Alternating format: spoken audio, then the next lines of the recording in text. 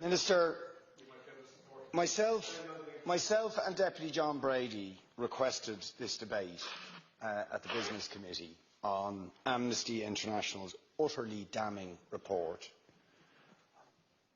that Israel is a state that is operating a system of apartheid, and in doing so are committing crimes against humanity, and call for sanctions to ensure that that system, that inhumane and inhuman system, is dismantled.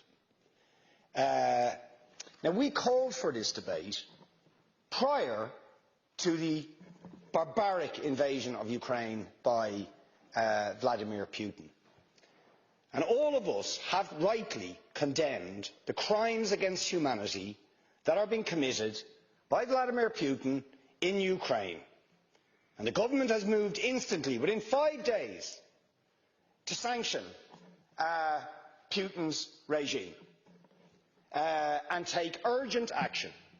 And the strength of language that was used, rightly, against Putin as a barbarian, as a thug, as a murderer, as a warmonger, all of which are true, all of those things apply to the State of Israel in its treatment of the Palestinians, and yet the government is concerned about its use of language and doesn't feel it is appropriate to even use the word apartheid when Amnesty International, the most respected human rights organisation in the world, and Human Rights Watch, within a very short period of time, issue these damning reports saying that Israel, since its foundation, has been built on a system of oppression and domination and apartheid and racism, involving the murder of unarmed, innocent civilians on a regular basis,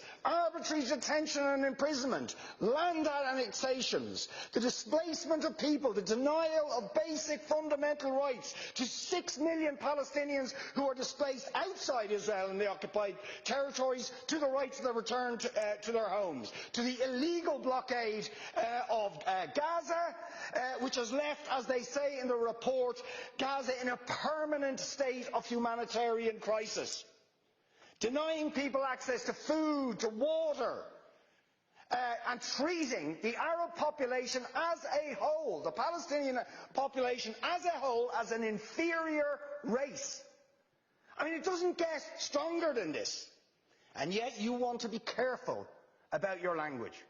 You're happy to correctly use the most strong and robust language to describe the crimes against humanity of Vladimir Putin, but you will not use the same strength of language when it comes to describing Israel's treatment of the Palestinians, when it is now being documented and detailed by two of the most respected human rights organisations in the world, and indeed has been alleged by dozens and dozens of non-governmental organisations, and to be honest, anybody who looks honestly at the decades of brutal, inhumane persecution of the Palestinians, successive assaults on Gaza, the annexation of their land and territory, the systematic application of apartheid rules, you don't want to even use the word apartheid. Never mind sanctions. 5 days sanctions against Putin and his thugs, 70 years of oppression by the Palestinians, and it wouldn't be, what was the word you used? It wouldn't be helpful to impose sanctions. Amnesty International are calling for Israel to be referred to the International Criminal Court for crimes against humanity. Will you support it? They are calling for targeted sanctions against Israeli officials who are perpetuating the system of apartheid, just exactly the same types of sanctions you've just initiated against Vladimir Putin. Will you support it? And I think the answer is clearly you're not going to. And then we ask the question, why? Why? Now you see, if you're going to have moral standards, those standards have to be consistent. Otherwise they are not standards at all, they are just cynicism.